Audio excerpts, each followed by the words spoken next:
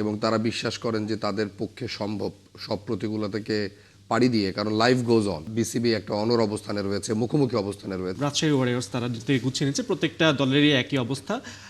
তবে যেটা বলতে হয় যে গতকালকে আরও একটা আমরা শোকাবহ দিন পার করেছি, যেখানে শহীদ হাদি তার স্মরণে অনেক দলই বিভিন্ন ধরনের কার্যক্রম করছে। নোয়াখালী তাদের জার্সি উন্মোচন পিছিয়ে দিয়েছে, রাজশাহীর জার্সিতেও কিছু একটা থাকবে এরকম। সো এই যে একটা শকিং একটা মোমেন্টের মধ্যে দিয়ে যাচ্ছে বাংলাদেশ, সো বিপিএল এটাকে কীভাবে আসলে মানে মানে পালন করবে এই সময়টা?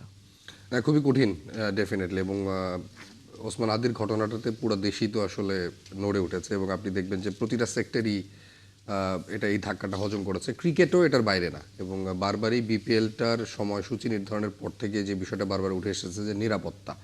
আসলে নির্বাচনের সামনে, যত নির্বাচনের আগে বিপিএল আয়োজনের ব্যাপারটা কতটুকু গ্রহণযোগ্য ছিল সেই বিষয়টি নিয়ে অনেক সবারই চিন্তা ছিল, সব স্টেক হোল্ডারই ভেবেছে।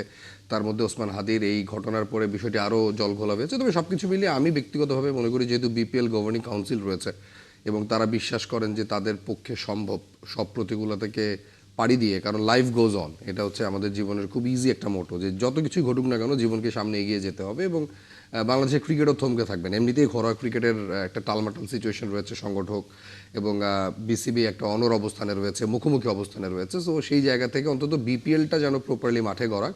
এবং যেহেতু আমার কথা হচ্ছে, যেহেতু সিদ্ধান্ত নেওয়া হয়েছে বিপিএলটা হবে, বিপিএলটা যেন তারা করে ফেলেন। যেহেতু আপনার আজকে সম্ভবত 21 তারিখ, 26 তারিখ থেকে বিপিএল শুরু হচ্ছে। সো 4-5 দিনের ব্যাপার আছে। সিলেট পর্ব, চট্টগ্রাম পর্বের পর ঢাকা পর্ব। তো খুবই অল্প সময়, খুব দ্রুত এটা করতে হবে। এবং নিরাপত্তার ক্ষেত্রে আমার মনে হয় বিপিএল গভর্নিং কাউন্সিল আমরা যেমন ভাবছি তারা সবচেয়ে বেশি ভাবছে। এবং আপনি যেমনটি বলছিলেন, রাজশাহী হাদিকে তাদের জার্সিতে কোথাও না কোথাও ধারণ করবে, নোয়াখালীর কথা বলছিলেন। আমার মনে হয় প্রত্যেকটা দলই বিষয়টাতে খুবই মর্মাহত। এবং অবশ্যই উনি যেরকম একটা ভিন্ন ঘরানার বাংলাদেশ চেয়েছেন, ক্রিকেটের মাধ্যমে যদি যে জায়গাটা যার যে করণীয় আর কি, ক্রিকেটাররা যদি ভালো পারফর্ম করে বাংলাদেশে ক্রিকেটটাকে পাল্টে দিতে পারে, সেটাও তো ওসমান হাদির প্রতি এক ধরনের আমার মনে হয় কৃতজ্ঞতা।